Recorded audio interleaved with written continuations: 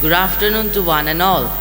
I, Tejas Upreti from class 8A representing Torquoise House, stand before you to recite a short poem. The title of my poem is Casa Bianca by Felica Dorothea Hemans. So here I go. The boy stood on the burning deck, whence all but he had fled. The flames that lit the battle's wreck shone round him over the death.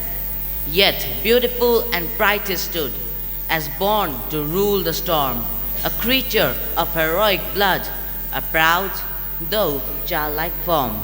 He would not go without his father's word, that father faint in death below, his voice no longer heard.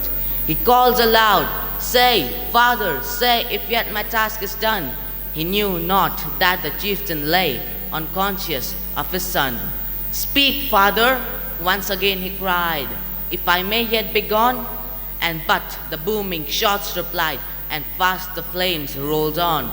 Upon his brow he felt their breath, and in his waving hair, and looked from a lone post of death in still yet brave despair, and shouted but once more aloud, "My father, must I stay?"